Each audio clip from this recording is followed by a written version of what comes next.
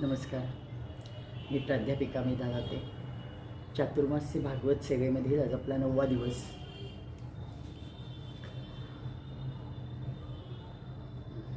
श्री गणेशाय नमः. ओम नमो भगवते वासुदेवाय. ओम नमः शिवाय. ओम नमो भगवते वासुदेवाय. वक्रतुंड महाकाय सूर्यकोटी समप्रभो. नमस्कार. चातुर्मास्य भागवत सेवेतील आज आपला 9वा दिवस.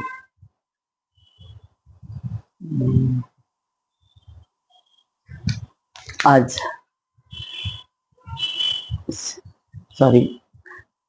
ग्रंथारंभी स्मरण करूया.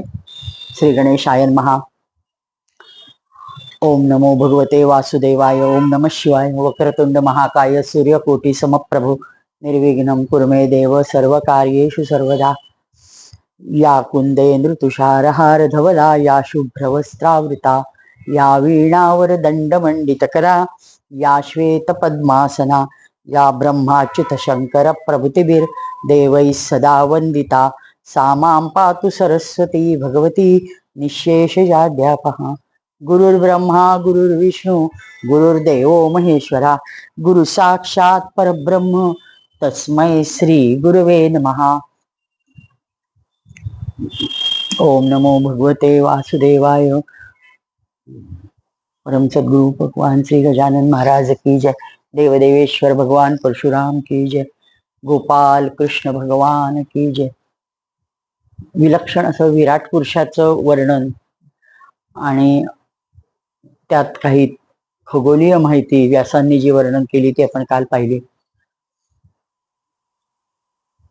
आता शुकमुनी सांगतात परीक्षिताला की राजा, तू मला जो प्रश्न विचारला होतास की मरणासन्न काळी बुद्धिमान पुरुषाने काय केलं पाहिजे, ते मी तुला सांगितलं की त्यांनी ईश्वर स्मरण केलं पाहिजे. पण जो ब्रह्मतेजाचा इच्छुक असेल त्या प्रत्येकाला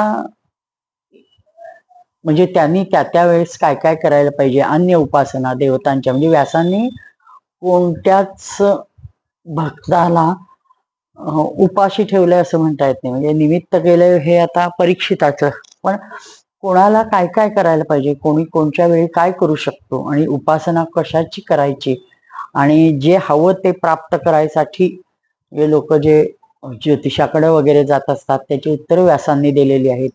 तुम्हाला जे हवंय ते मात्र स्वतःला हवंय याच्याबद्दल निर्णय मात्र व्हायला हवा. तो आपला आपणच करायला पाहिजे. आपला त्याच्यावरचा स्वाध्याय प्रत्येकाचा ज्याच्या त्याचाच आहे, तो त्यांनी व्यवस्थित केल्याशिवाय आपल्याला काय हवंय हे कळणार नाही. आणि मग त्यांनी ते वर्णन विस्तृत केलंय की कोणतीही गोष्ट जी हवी ती मिळवायला बंदी नाही.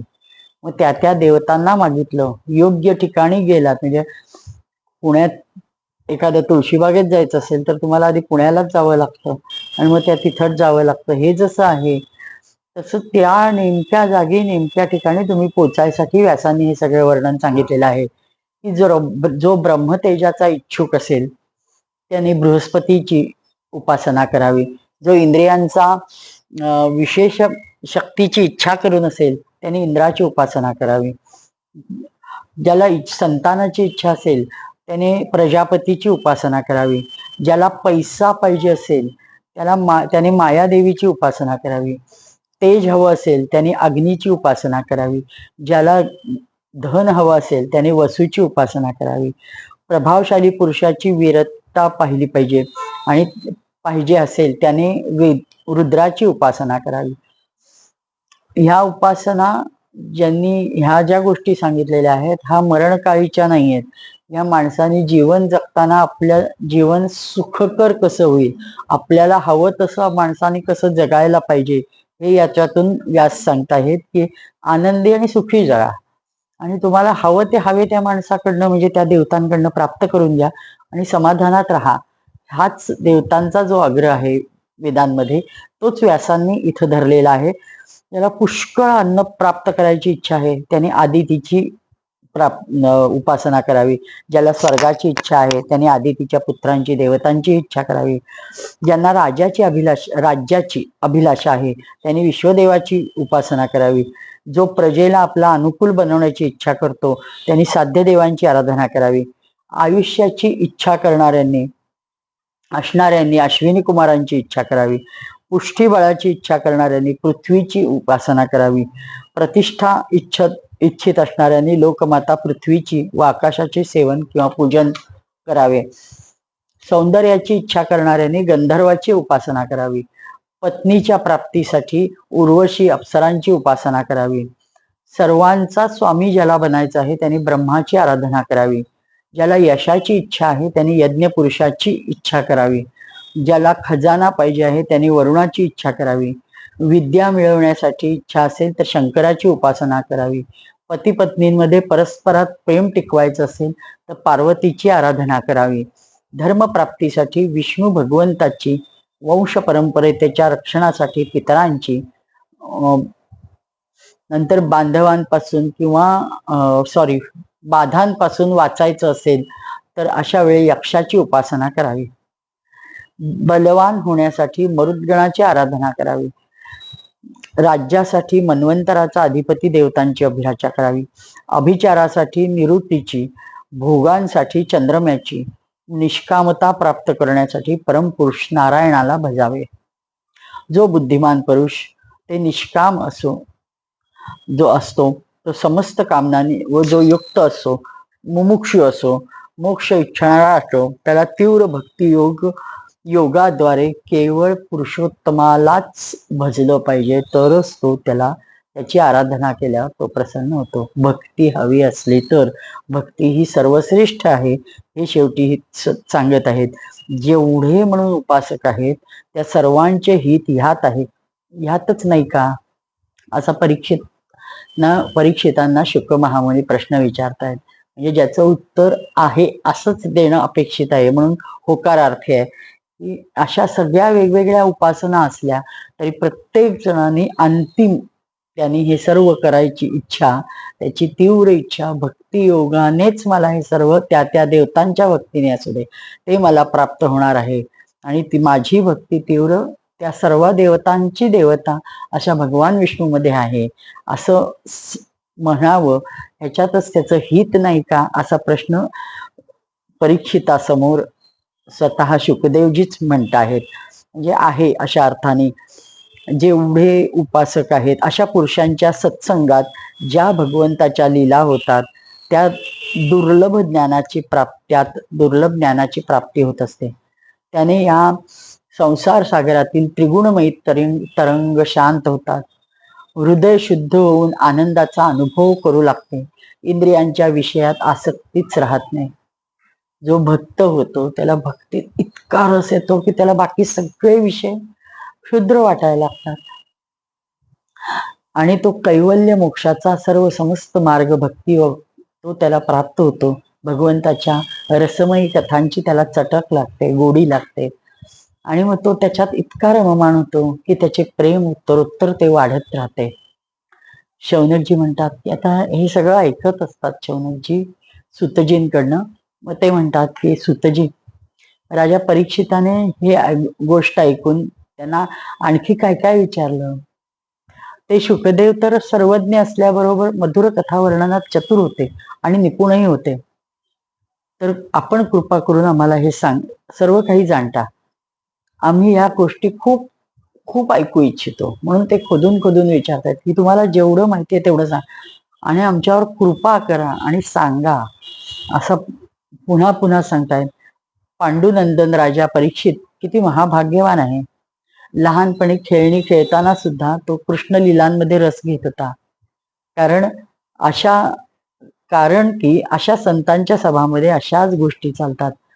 त्याचे पर्यवसन भगवंताच्या रसमयी लीलांमध्ये होते. भगवन्मय श्री सुखदेवजी पण जन्मापासून भगवत परायण होते. त्या संतांच्या संगात भगवंताच्या मंगलमय गुणांची दिव्य चर्चा अवश्य नक्की झाली असणार.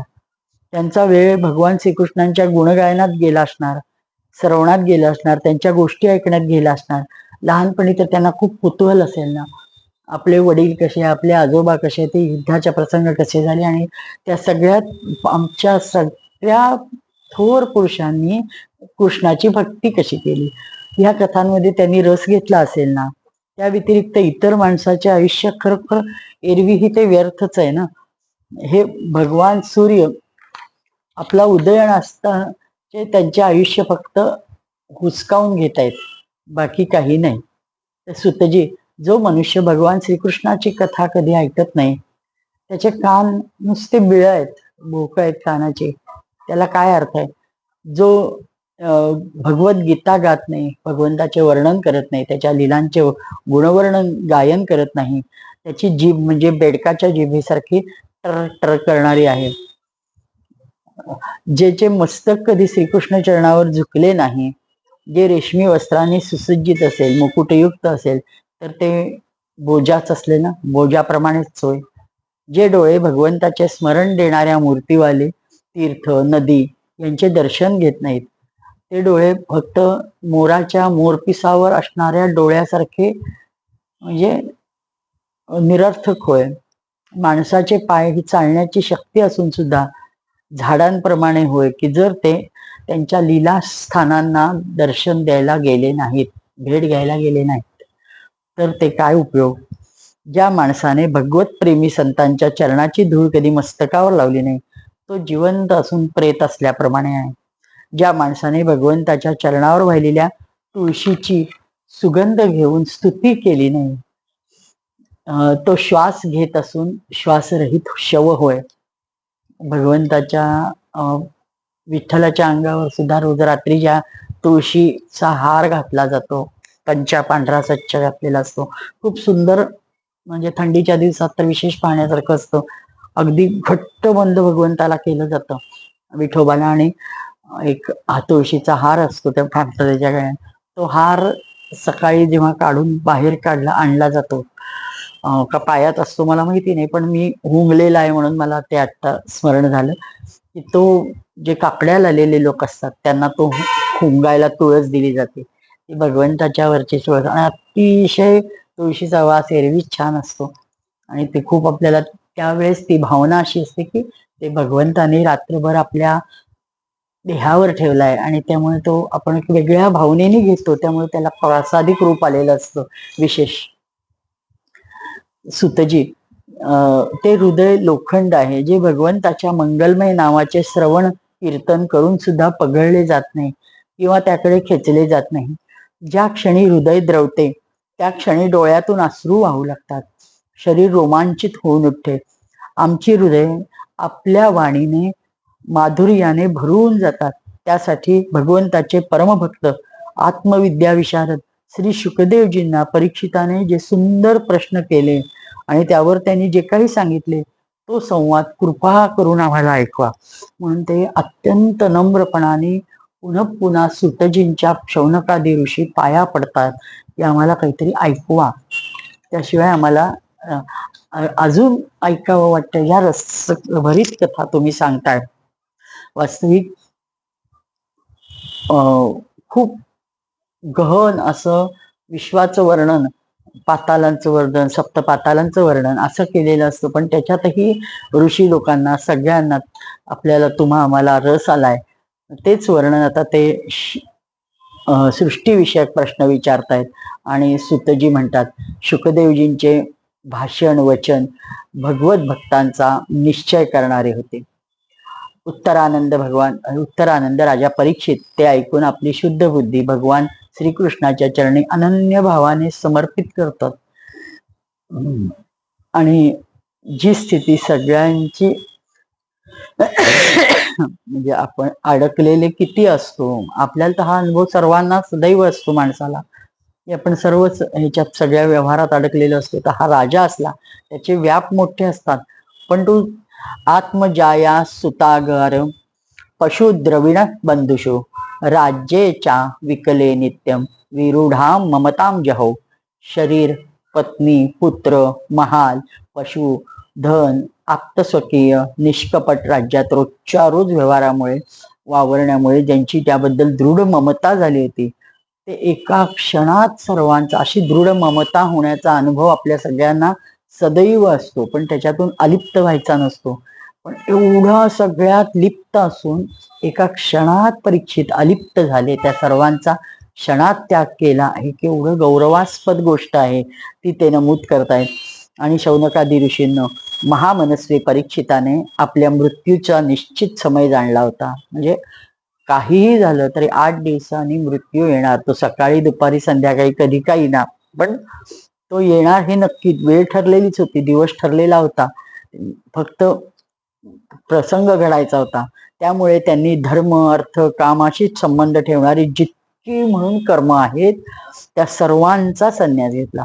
त्यानंतर हे भगवान श्रीकृष्णात सुदृढ आत्मभाव प्राप्त करून अत्यंत श्रद्धेने भगवान श्रीकृष्णांचा महिमा ऐकण्यासाठी शुकदेवजींना हाच प्रश्न करतात की जो तुम्ही मला आता विचारलात, असं सुत्तजी शौनकादी ऋषींना सांगतात. म्हणजे कृष्णाच्या गोष्टी सांगा, आम्हाला कृष्णाच्या गोष्टीत खूप रस येतो, तुम्ही त्याच्याबद्दल जास्त माहिती सांगा, असं बोलतं करायसाठी ते प्रश्न विचारतात. परीक्षित विचारतो, भगवत स्वरूप मुनिवर, आपण परम पवित्र आहात, सर्वज्ञ आहात, आपण जे काही सांगत आहात ते केवळ सत्य आणि उचित आहे, दुसरा शब्दच नाही. आपण जो जो भगवंताच्या कथा सांगत जात आहात तो तो माझा अज्ञान पडदा फाटत आहे, आणि ह्यालाच म्हणायचं स्वाध्याय. त्याच क्षणी स्वाध्याय दुसरीकडे चालू आहे. म्हणजे जो वेदांची जी प्रमुख मोठी आणि पंचसाधनातली मोठी आज्ञा आहे की स्वाध्याय घडलाच पाहिजे. प्रत्येक जीवाला अंततोगत्वा प्रत्येक जीव हा भगवत स्वरूपात एक होणार आहे. तुम्ही कितीही मोठे शास्त्रज्ञ व्हा, तुम्ही खूप सायंटिफिक, मी सायंटिफिक आहे, भौतिक शास्त्राला महत्व देतो, मी बाकी सामान्य मानत नाही, भक्ती मानत नाही, ज्ञान मानत नाही, मला कर्म मानत नाही, ह्यावर माझा विश्वासच नाही, असं वाटेल ते बरोबरच असा. पण तुमचा शेवटी जे देह ठेवल्यावर कुठं जातो, तुम्ही जर ते केलेलं प्रत्येक शोध लावण्याचं कर्म स्वविरहित केलं असेल तर ते ईश्वरार्पणच होतं. तुम्ही कृष्णार्पण म्हणा नाही तर म्हणू नका. तीच गोष्ट राजा इथं आता सांगतोय की जे जे मी ऐकतोय तो तो माझं मन त्या कथेच्या एक एक शब्दात असं इतकं घट्ट गुंतलं जातंय, मी त्याच्याशी इतकं संलग्न होतोय की माझा अज्ञानाचा पडदा हळूहळू आपोआप दूर होतोय. आणि हे अज्ञान दूर करणं आणि ज्ञानप्राप्ती होणं म्हणजेच भगवत प्राप्ती होणं. जे भगवान गीतेतही सांगतात की ज्ञानाची प्राप्ती झाल्या म्हणजे श्रद्धावान लभते ज्ञानम. हे स्वतः श्रद्धेने सश्रद्धेने मी ऐकतोय, त्यांनी स्वतः सांगितलेलं आहे. आणि एकही शब्द शुक महामुनी असे आहे की ते असत्य बोलणंच शक्य नाही.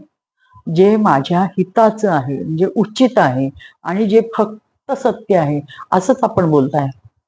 आणि त्यामुळं माझ्या अज्ञानाचा पडदा, मी कोणीतरी आहे, माझे आत्मस्वकीय सोडून आलो, मी अन्नपाणी वर्ज्य केलं, हा जो त्यांचा अहंकार होता तो सगळा लयाला गेला. म्हणजे किती उच्च भूमिकेवर ते गेलेले आहेत. राजा परीक्षित, मी आपल्याकडून पण हे जाणू इच्छितो की भगवान आपल्या मायेने या संसाराची सृष्टी कशी झाली. म्हणजे आता एकदा प्रश्न झाला की भगवत भजनात रममाण व्हावं, आणि हा विराट पुरुष म्हणजे तो आहे, मग आता त्याच्याबद्दल सृष्टीबद्दल प्रश्न विचारायला काय, ही त्यांच्या प्रश्नामागची भूमिका.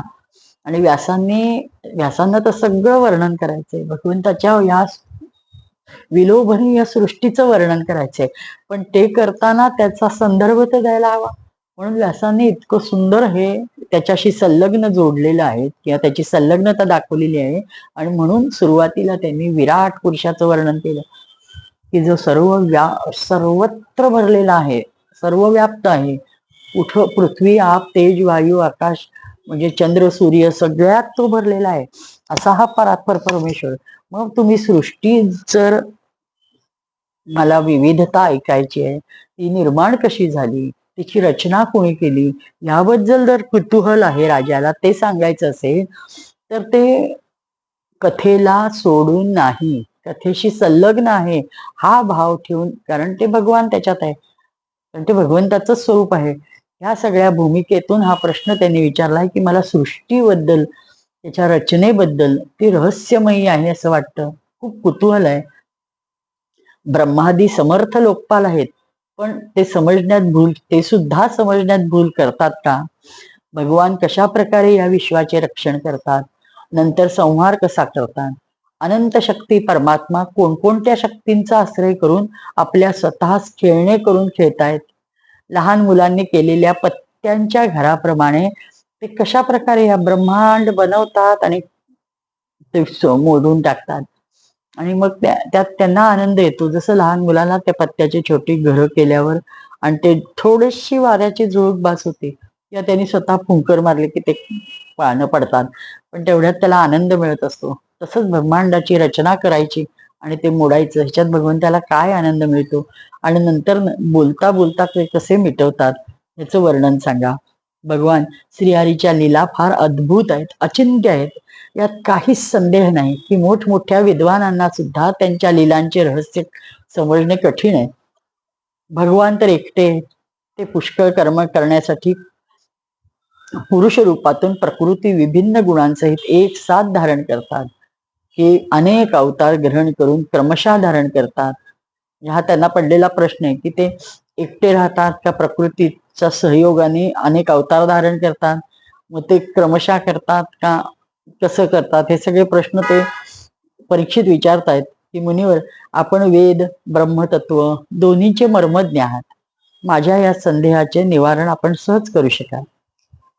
आता ही त्यांनी सांगितलेल्या उत्तराची कथा सुत महामुनी जे तिथं ऐकायला होते ते सांगतायत. सुतजी म्हणाले, ज्यावेळी राजा परीक्षिताने भगवंताच्या गुणांचे वर्णन करण्यासाठी अशा प्रकारची प्रार्थना केली, तेव्हा शुक महामुनींनी श्रीकृष्णाचे पुन्हा पुन्हा स्मरण केले, भगवंताला मनोमन नमस्कार केला आणि कथा सांगायला सुरुवात केली. श्री शुक उवाच, नम परस्मै पुरुषाय भूयसे सदुद्भवस्थान निरोध लीलया गृहीत शक्ती त्रितताय देहिना अंतर्भवायानुपलक्ष्म वर्तमने. ते म्हणतायत की भगवान पुरुषोत्तम भगवंताच्या धरणी माझी म्हणजे भगवान पुरुषोत्तम भगवंताच्या चरणी माझे कोटी कोटी वंदन. ज्यांनी संसाराची उत्पत्ती स्थिती लय करण्यासाठी सत्वरजतम त्रितपाय 3 ताप असलेले असे सत्वरजतम गुण स्वीकारून ब्रह्मा विष्णू महेश रूप धारण केले, सर्व प्राण्यांच्या अंतर्यामी विराजमान आहेत. त्यांचे स्वरूप आणि उपलब्धीचा प्राप्तीचा मार्ग हे विषय बुद्धीचे नाही आहेत, ते स्वतःच अनंत आहेत, त्यांचा महिमा पण अनंत आहे. तर आम्ही पुन्हा पुन्हा त्यांच्या चरणी साष्टांग वंदन करतो आणि जे सत्पुरुषांचे दुःख मिटवून आपले प्रेम दान करतात, दुष्टांची सांसारिक बढती थांबवून त्यांना मुक्ती देतात, त्या लोकांची पारमहंस आश्रम स्वीकारला आहे, त्यांना त्यांच्या अभिष्ट वस्तूंचे दान देतात. समस्त चर आणि अचर प्राणी त्यांच्याच मूर्ती आहेत, यासाठी कोणाशीही ते पक्षपात करीत नाहीत. ते जे फार भक्तवत्सल आहेत, जाणून बुजून भक्तिहीन साधन करणारे लोक ज्यांच्या सावलीला पण शिवू शकत नाहीत, ज्यांच्यासारखे ऐश्वर्य कोणाचेच असू शकत नाही, मग त्यांच्यापेक्षा जास्तची तर गोष्टच दूर, जे निरंतर आपल्या ब्रह्मस्वरूपी धामात निवास करतात, त्या भगवान श्रीकृष्णाला माझा वारंवार नमस्कार असो.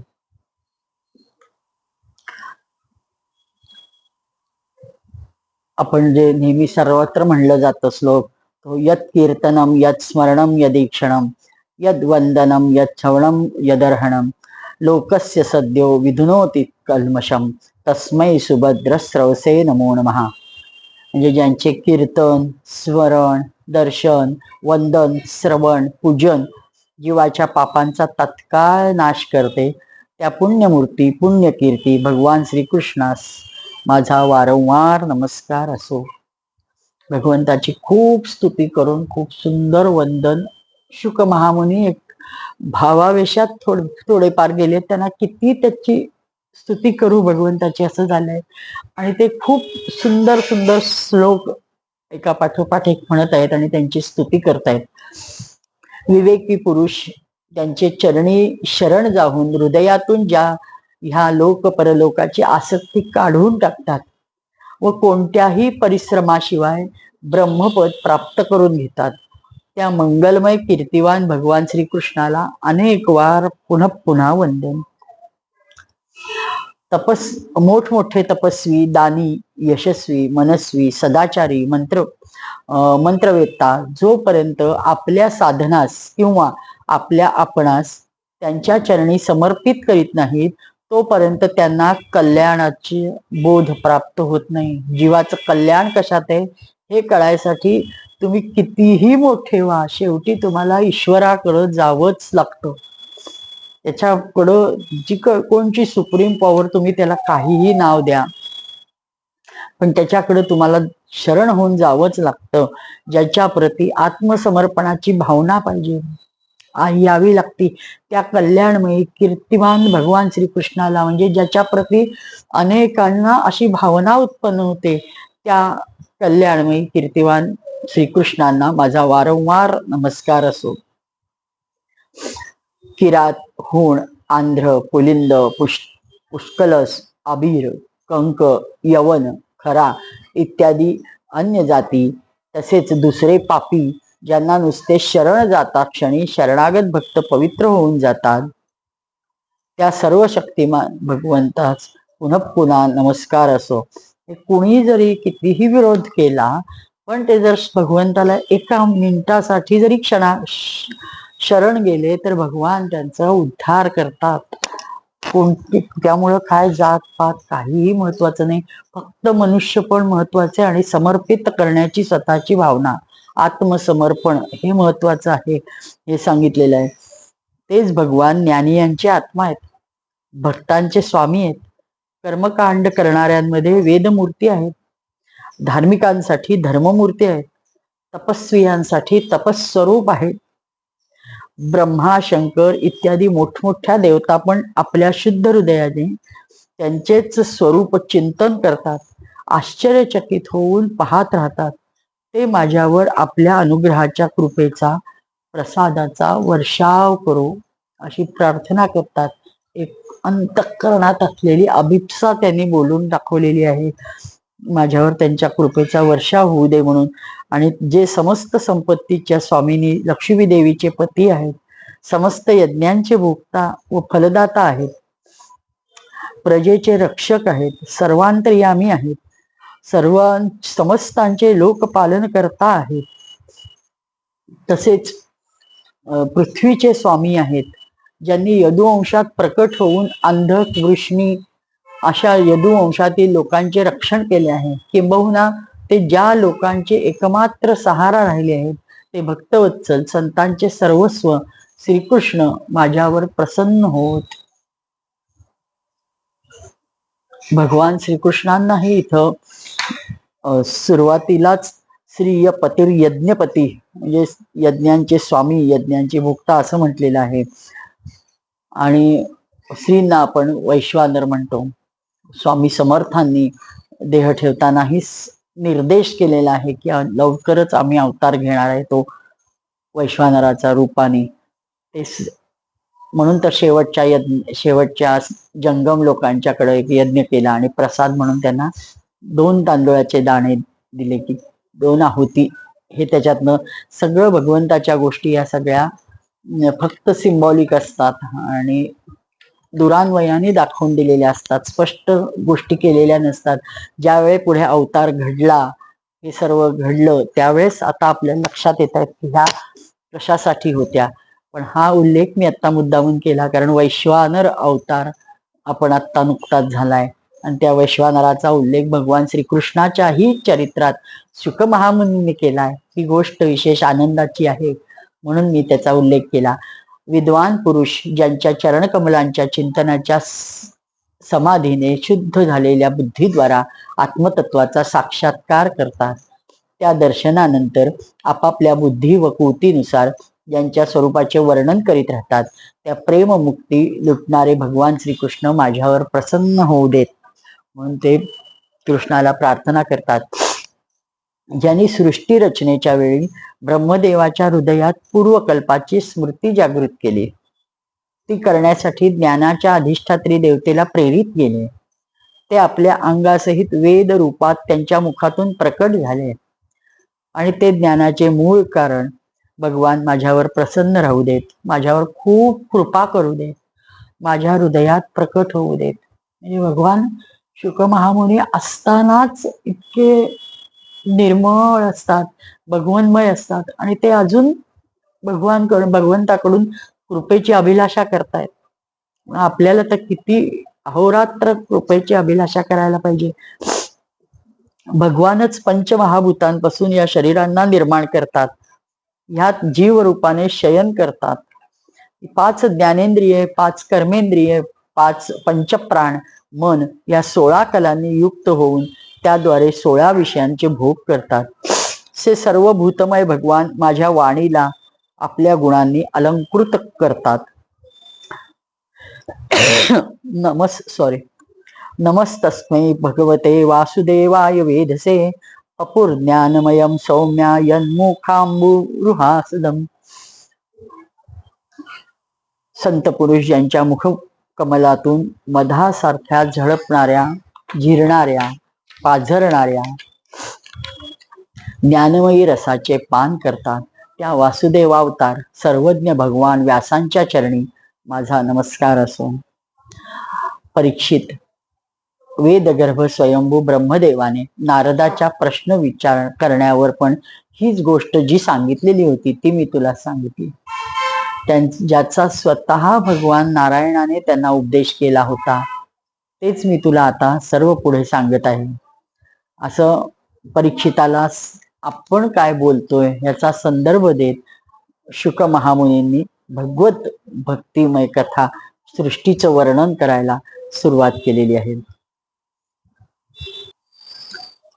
शुक महामुनींनी निर्देश केलाय की नारदांनी प्रश्न विचारले आणि ब्रह्मदेवाने उत्तर दिली, त्यांच्या पित्याला प्रश्न विचारले ते, आणि तेच मी तुला सांगतो. अर्थात हे सगळं व्यासांनी भागवतात गुंफलेलं आहे. हे संवाद हेही विसरून चालणार नाही. आणि शुक महामुनी शौनकजींना सांगतायत, तेही विसरता कामा नये.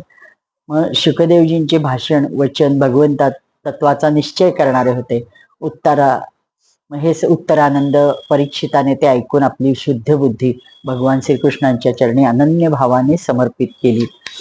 आणि आता शुक महामुनींनी जे नारदांनी प्रश्न विचारलेले आहेत ते नारद म्हणतात की वडिलांना आपल्या, आपण नक्की कशाच्या आधारावर राहता? तुम्हाला आदेश देणारे कुणी आहात का? तर तुम्हीच सर्वश्रेष्ठ आहात. माझ्या मते तुम्हीच सर्वश्रेष्ठ आहात. तर पिताजी, आपण माझे वडील नाही तर देवतांपेक्षा श्रेष्ठ सृष्टी करतात ना, कारण म्हणून माझा आपणास नमस्कार आहे. आपण मला ते ज्ञान द्या. जर मी आत्मसाक्षात्काराचा अधिकारी असेन तर मला ते आत्मज्ञान मिळायला आवडेल असं प्रार्थना करतात. पिताजी, या संसाराचे काय लक्षण आहे? त्यांचा आधार काय आहे? हे कोणी निर्माण केलं आहे? याचा प्रलय कशात आहे? हे कशाच्या आधाराने किंवा कशाच्या अधीन असं आहे? वास्तवात ही काय वस्तूच काय आहे संसार ही? कृपा करून मला हे सर्व तत्व आपण समजावून सांगावं. आपण तर सर्व काही जाणता, कारण की जे काही घडले आहे, घडत आहे, त्याचे आपण एकमात्र स्वामी आहात. समस्त संसार हातावर ठेवलेल्या आवळ्याप्रमाणे आपण ज्ञानदृष्टीने अंतर्गत आपण पाहू शकता. पिताजी, आपणास हे ज्ञान कोणी दिले आहे का? आपण सृष्टी कोणाच्या आदेशाने निर्माण करताय? अखंड अविरत कामात असता आपण सृष्टी निर्माण करण्याच्या. हे काम तुम्हाला कुणी नेमून दिलंय का? आपण कुणाच्या आधारावर स्थिर आहात? आपले स्वामी कुणी आहेत का? मग असतील तर त्यांचं स्वरूप काय आहे? आपण एकटेच मायेने पंचमहाभूतांच्या द्वारे प्राण्यांची सृष्टी निर्माण करता. किती अद्भुत आहे. आपण ठकत असाल, ज्याप्रमाणे एखादा कोळी आपल्या मुखातून एक तंतू निर्माण करतो आणि त्याच्यातून जाळं तयार करतो आणि तो त्याच्यातच खेळतो, आणि तसं आपण शक्तीच्या आश्रयाने जीवांना पण आपल्यातच उत्पन्न करता आणि आपणास कोणताही त्याचा विकार होत नाही. जसं तो त्या जाळ्याचा विकार कोळ्याला होत नसतो, तद्वत आपणाला ह्या सृष्टीचा काही विकार होत नाही. या जगात नाम रूप गुणाने जे काही जाणले जाते त्यात सत असत उत्तम मध्यम अधम वस्तू काही पाहत नाही की आपल्याशिवाय इतर काही उत्पन्न, आपल्याशिवाय आपणच सर्व काही निर्माण करताय. अशा प्रकारे सर्वांचे पण ह्या सगळ्यामध्ये केंद्रस्थानी भगवंताचे म्हणजे स्थान असतं.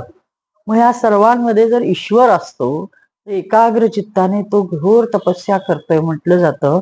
तर या बाबतीत मला मोहाबरोबर एक शंका येते की तुमच्याहून तो जर मोठा आहे, तुम्ही जर हे सर्व निर्माण करताय तर तुम्ही त्याला वेगळी रूप देताय का? तर तुम्ही त्याच एक भाग काढून ह्याच्यात घालतो असं काही करताय का? हा काय प्रकार आहे? पिताजी, आपण सर्वेश्वर आहात. मी जे काही विचारत आहे माझ्या अल्पबुद्धीने ते खूप गुंता झालाय, मला खूप कळत नाहीये काय काय चाललंय या सृष्टीत आणि मला त्याच्याबद्दल खूप कुतूहल आहे. कृपा करून माझे सर्व प्रश्न समजून घ्या आधी आणि मला समजावून द्या. त्यामुळं मी आपला उद्देश ठीक ठीक समजवू शकेल अशा रीतीने समजावा. ब्रह्मजी खूप प्रसन्न होतात आणि म्हणतात, अरे त्याला मी निर्माण करणारा कोण, ज्याने मला निर्माण केलंय. पुत्र नारदा, जीवांप्रती करुण भावनेने दयेच्या भावनेने व्याकुळ होऊन हे फार छान प्रश्न तू मला विचारतेस. यात भगवंताच्या गुणांचे मला खूप वर्णन करायची संधी आहे, किंबहुना प्रेरणा तू मला त्यामुळे दिलीस. तू माझ्याविषयी जे विचारले सांगितलेस ते ठीक आहे, ते तुझे सांगितले असत्य नाही.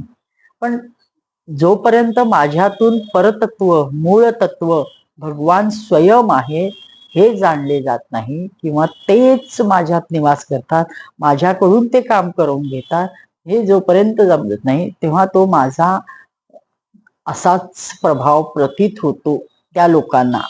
ज्याप्रमाणे चंद्र सूर्य अग्नी ग्रह नक्षत्र तारे फक्त त्यांच्या प्रकाशाने प्रकाशतात, पण त्यांना प्रकाश देणारे कोणीतरी आहेत आणि ते जे आहेत त्यांनीच मला निर्माण केले.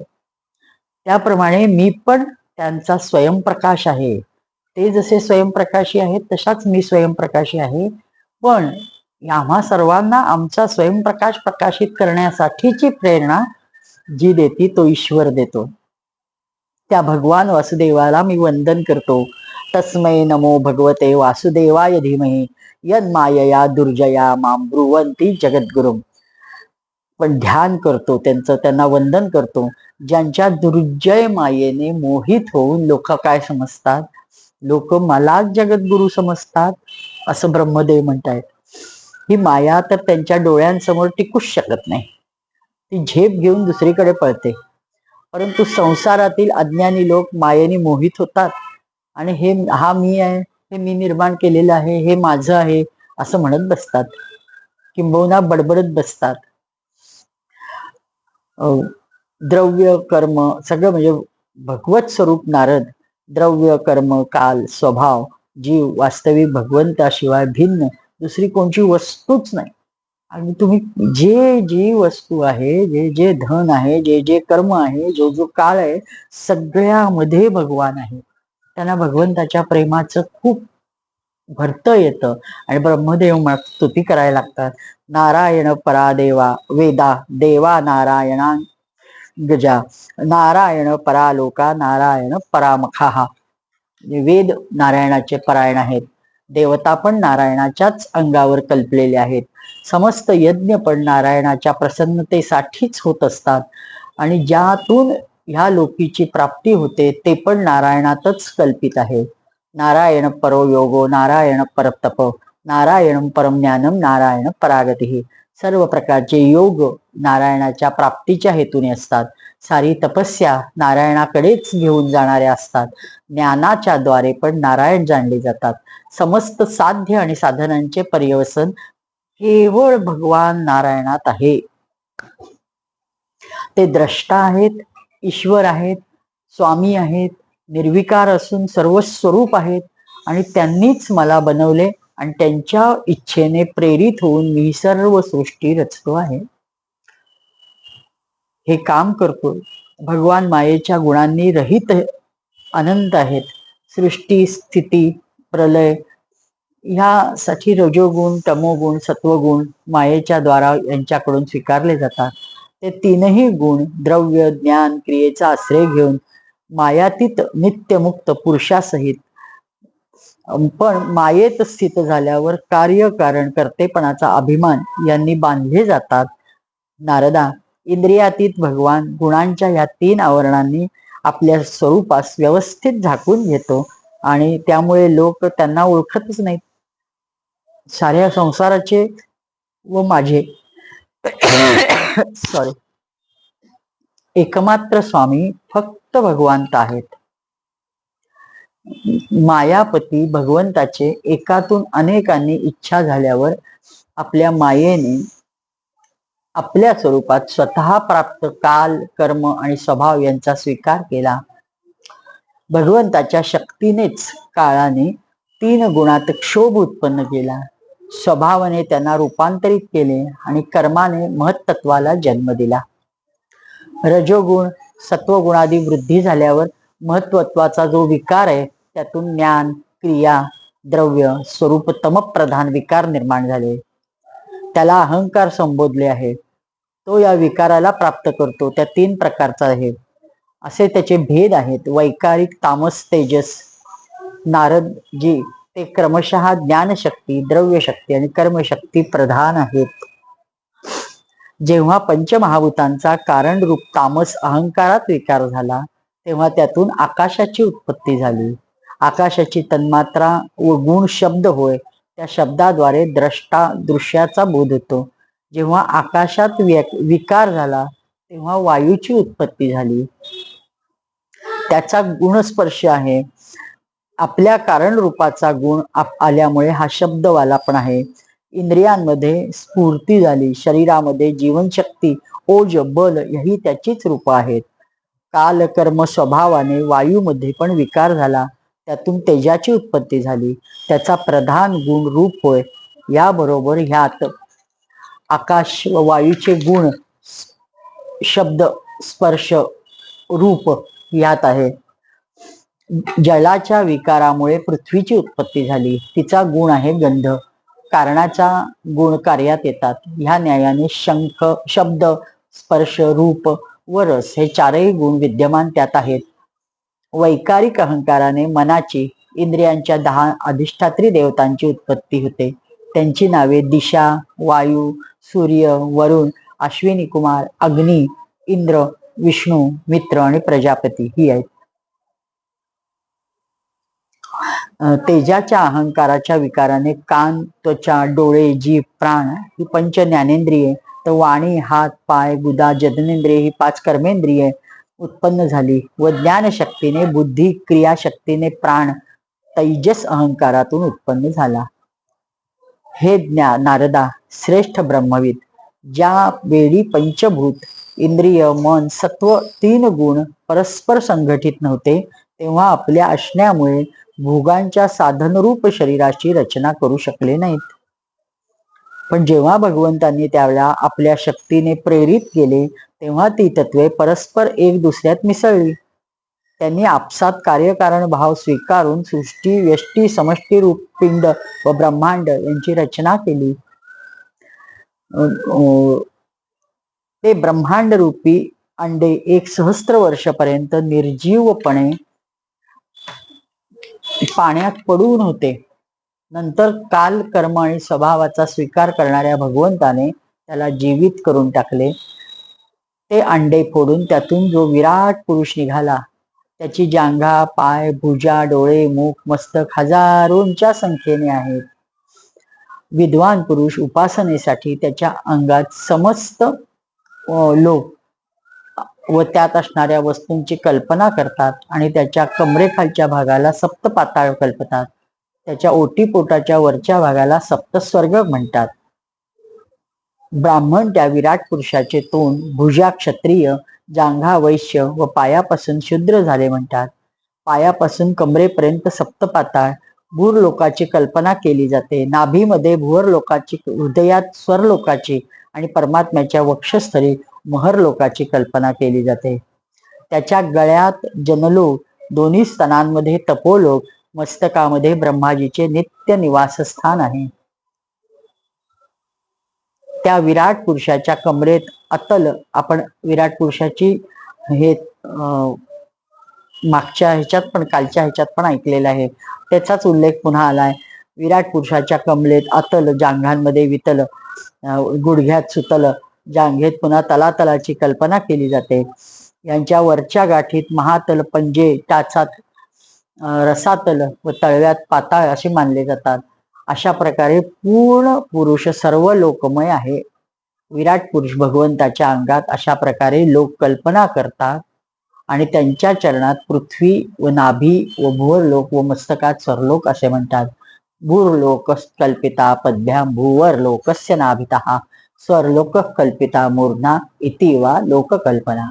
म्हणजे विराट भगवंताच्या अंगात अशा प्रकारे लोक कल्पना करून घेतली जाते की चरणामध्ये पृथ्वी आहे, नाभीमध्ये भुवरलोक आहे, मस्तकात स्वरलोक आहे. हे मी तुला अत्यंत शांतपणे जे खरं स्वरूप आहे त्याचं विराट असं ते सांगतो आहे. सृष्टीचं अलौकिक त्याच्या ह्या विराट रूपाच्या विभूती पण खूप आहेत, त्या पण मी तुला सांगतो की तो शांतपणे ऐक. असं आपल्या मुलालाच ते प्रार्थना करतायत. ब्रह्माजी म्हणतात, त्या विराट पुरुषाच्या मुखातून वाणी झाली, अधिष्ठात्री देवता अग्नी हे उत्पन्न झाले. 7ही छंद त्याच्या 7 धातूपासून झाले. मनुष्य, पितर, देवतांना भोजन करण्यायोग्य अमृततुल्य अन्न, सर्व प्रकारचे रसनेंद्रिय त्यांची अधिष्ठात्री देवता वरुण विराट पुरुषाच्या जिभेतून निर्माण झाली. त्यांच्या नाकाच्या छिद्रातून घ्राण, अपान, व्यान, उदान व समान हे पंच प्राण निर्माण. आपण पंच प्राणाय स्वा, पानाय स्वा, उदानाय स्वा, व्यानाय स्वा, समानाय स्वा नैवेद्य दाखवताना जे पंचप्राणांचा उल्लेख करत असतो त्या पंचप्राणांची उत्पत्ती सांगितलेली आहे. ती त्यांच्या घ्राणेंद्रियापासून झाली. आणि शास्त्रज्ञांनी एक शोध लावलाय, तर मी उल्लेख आला म्हणून सांगते की ज्यावेळेस तुम्ही फूल एखादं असू दे किंवा भगवंताला नैवेद्य, रामकृष्ण परमहंस म्हणायचे की नैवेद्य दाखवायला तुम्ही समोर ठेवा आणि मनापासून प्रार्थना करा की हे भगवंता, जी काही शक्ती तुमचं इष्टदैवत असेल त्याला प्रार्थना करा, गुरुदैवत, इष्टदैवत, ग्रामदैवत, की तू ये आणि हा माझा नैवेद्य स्वीकार, मी तुझ्या प्रित्यर्थ वाहतोय. आणि शक्य असेल तर हे ओम प्राणायस्वा, अपानायस्वा, उदानायस्वा, समानायस्वा जे म्हणतो ते म्हणा. पण न म्हणता जरी म्हणलं तरी देवतांच्याकडून किंचित काही प्रेरक शक्ती येते आणि त्याला स्पर्श करून जाते. आणि ह्याचा प्रयोग म्हणजे मध्यंतरी खूप मोठ्या प्रमाणावर ह्या इस्कॉन वगैरे वाले आहेत त्या मोठमोठ्या संस्था इंटरनॅशनल, ज्यांचे नामस्मरणावर आणि प्रसादावर त्यांनी संशोधन केलं. त्याच्यात त्यांनी कित्येक ठिकाणच्या प्रसादांचं परीक्षण केलं. आधीचा प्रसाद, नैवेद्य दाखवून झालेल्या प्रसादाचं वर्णन, देवाला फूल वाहायच्या आधीचं फूल, नंतरचं वाहून झाल्यावरचं फूल, ह्याच्यात किंचित तरी काही ग्रॅमचा तरी फरक पडलेला, ते कमी झालेलं आढळून आलं. तुम्ही फुलाचा तर आपणही प्रयोग करू शकतो. ते फुल आधी वजन करायचं, नंतर सुवास घ्यायचा चांगला भरभरून आणि पुन्हा वजन करायचं, तर त्याचं वजन कमी येतं. हे आत्ता इथं उल्लेख आला म्हणून माझ्या लक्षात आलं, ते मी जाता जाता सांगितलं. प्रत्येक गोष्ट आता शास्त्र सत्य आहे बघतंय आणि या आपल्या सनातन धर्मात, अतिश्रेष्ठ सनातन ह्या ग्रंथांमध्ये ज्या गोष्टी आल्या त्या त्यांना उत्तरोत्तर 100% खऱ्याच मिळणार आहेत. परमसद्गुरू श्री गजानन महाराज अक्कलकोटचे ते तर नाही म्हणतात, म्हणजे त्यांचा असा पूर्ण दावा आहे की तुमच्याकडची जी उपकरणं आहेत ती थिटी पडतील, कमी पडतील. इतकं अलौकिक ज्ञान, प्रचंड ज्ञान वाङ्मयात आहे आणि त्याच्यातून तुम्ही किती परीक्षा कराल, सगळं सत्यातच उतरणार आहे. तुमची साधनं कमी पडतील, थिटी पडतील. तसं हे त्यांनी जसं कानांचं हे दिशा, कानांचं हे त्यांनी माध्यम सांगितलं, ते आता शास्त्राने पुन्हा सिद्ध केलेलं आहे. त्याला एक म्हणजे सबळ पुरावा मिळालेला आहे शास्त्राच्या खात्रीचा. म्हणजे विराट पुरुषाच्या जिभेपासून ते निर्माण झाले रसनेंद्रिय. तसेच अश्विनी कुमार समर्थ औषधे साधारण व विशेष गंध हे घ्राणेंद्रियांपासूनच उत्पन्न झाले. त्यांचे नेत्रेंद्रिय तेज, नेत्रगोलक स्वर्गाची व सूर्याची जन्मभूमी होय. सर्व दिशा पवित्र करणारी तीर्थे कानांपासून झाली. आकाश व शब्द श्रोत्रेंद्रियापासून निघाले. त्यांचे शरीर म्हणजे विश्वातील समस्त वस्तूंचा सारभाग किंबहुना सौंदर्याची खाण आहे. सारे यज्ञ स्पर्श वायू त्यांच्या त्वचेपासून निघालेले आहेत. त्यांचे रोम समस्त उद्भिज पदार्थांचे जन्मस्थान आहे. त्यांचेच केवळ ज्यांचे केवळ यज्ञ संपन्न होतात. त्यांचे केस, दाढी, मिशा, नखांपासून ढग झाले, विजा झाल्या, शिळा झाल्या, लोखंड इत्यादी धातू झाले. भुजांपासून संसाराची रक्षण करणारे लोकपाल प्रकट झाले. त्यांचे चालणे फिरणे पाताळ, पृथ्वी, स्वर्ग तीनही लोकांचा आश्रयस्थान आहे. त्यांचे चरणकमल प्राप्तव्याची रक्षा करतात, भयांना पळवून लावतात. समस्त कामनापूर्ती तिथेच होते. विराट पुरुषाचे लिंग जल, वीर्य, सृष्टी, मेघ आणि प्रजापतीचा आधार आहेत. त्यांचे जननेंद्रिय मैथुन जनित आनंदाचे उगमस्थान आहे. नारदजी, विराट पुरुषाचे पाय इंद्रिय यम, मित्र, मलत्यागाचे आणि गुदद्वार हिंसा, निवृत्ती आणि मृत्यू नरकाचे उत्पत्ती स्थान आहेत. त्यांच्या पाठीपासून पराजय, अधर्म व अज्ञान, नाड्यांपासून नद व नद्या, हाडांपासून पर्वत निर्माण झालेले आहेत. त्यांच्या पोटात मूळ प्रकृती, रस नावाचे धातू तसेच समुद्र, समस्त प्राणी व त्यांचे मृत्यू सामावले आहेत. त्यांचे हृदयच मनाची जन्मभूमी आहे. नारदजी, आम्ही तुम्ही धर्म सनकादी शंकर विज्ञान अंतःकरण सर्वच्या सर्व त्यांच्या चित्तात आश्रित आहोत. आता किती आधी सांगावी भगवान, असं स्वतः ब्रह्मदेव म्हणतात नारदजींना. कोठवर आणि किती मी मोजू? मी, तुम्ही, तुमचे मोठे भाऊ सनकादी शंकर, देवता, दैत्य, मनुष्य, नाग, पक्षी, भूत, प्रेत, सर्प, पशु पक्षी, पितर, सिद्ध, विद्याधर, चारण, वृक्ष, अनेक नाना प्रकारचे जीव जे आकाश आणि पाणी ह्या स्थानी राहतात. ग्रह, नक्षत्र, केतू, शेपूटवाले तारे, ढग सर्वच्या सर्व विराट पुरुषच होय. संपूर्ण विश्व कधी होते, आज आहे आणि पुनःही असेल, ज्यांनी ते सर्वच्या सर्व घेरले आहे. त्यांच्यात ते केवळ दशांगुल परिणामात स्थित राहतात. आणि म्हणून यज्ञवेदीचा आकार हा दशांगुल पाहिजे असं स्पेसिफिक सांगितलं जातं. त्यांचा आकार कुठं स्थित राहतायत तर यज्ञो वै विष्णू यज्ञो वै भुवनस्य नाभी. तुमच्या समोर असलेला यज्ञ ही भुवनाची नाभी आहे, संपूर्ण विश्वाची नाभी आहे. तिथून विश्व बघायला, जसं पंढरपुरामध्ये प्रदक्षिणा सुरू करताना तुम्ही कुठूनही प्रदक्षिणा मार्गावरनं सुरू करा, त्या मार्गापर्यंत पुन्हाश्च यायचं. तसं यज्ञवेदी जिथं तुम्ही यज्ञ करताय, घरात आपण बसलेलो आहे तिथून सुरुवात केल्यावर फिरून तिथं यायपर्यंत जे भ्रमण होतं, विश्वभ्रमण म्हटलंय त्याला, ते विश्वभ्रमण करून तो भुवनाची नाभी म्हटलंय. आणि ते दशांगुले आकार यज्ञवेदीचा सांगितलाय तो ह्याच्यातूनच आलाय, हे दृष्टीला येतं. ग्रह, नक्षत्र, शेपूटवाले प्राणी असे सर्व हे भगवंताच्या विराट रूपाचंच दर्शन होय.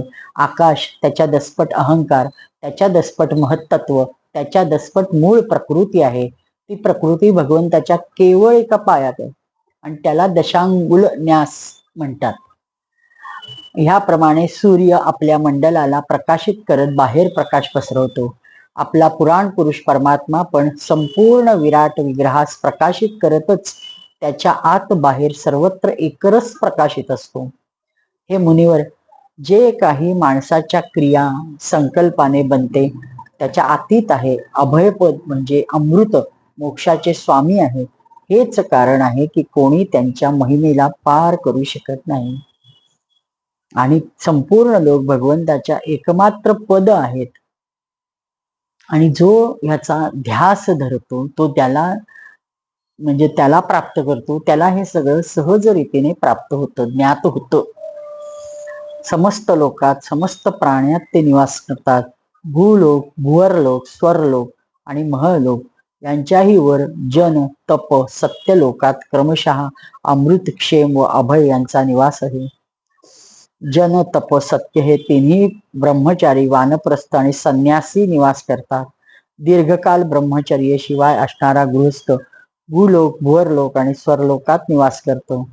शास्त्रात 2 मार्ग सांगितलेले आहेत. एक अविद्यारूपी कर्ममार्ग जो सकाम पुरुषांसाठी आहे व दुसरा उपासनारूपी विद्यामार्ग जो निष्काम उपासकांसाठी आहे. मनुष्य दोन्हीपैकी एकाचा आश्रय घेऊन भोग प्राप्त करू शकतो. जो दक्षिण दिशेने जातो तो मोक्षाची प्राप्त देणाऱ्या व जो उत्तर दिशेने मोक्षाची प्राप्त देणाऱ्या दिशेने जातो त्याला मोक्ष प्राप्त होतो. म्हणजे जो भोगाची इच्छा धरतोय तो दक्षिण दिशेने जातो आणि जो मोक्षाची इच्छा धरतोय तो उत्तर दिशेने जातो.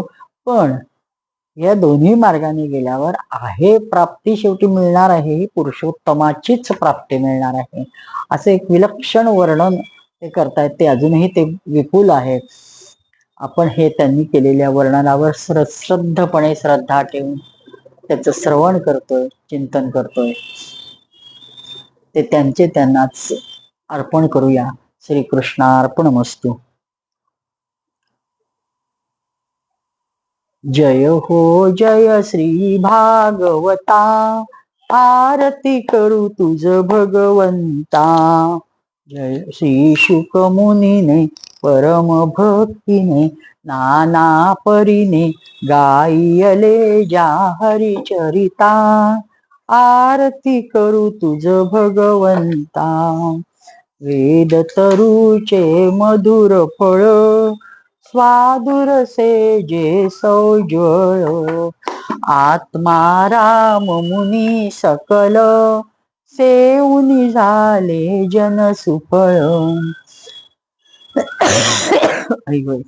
सॉरी.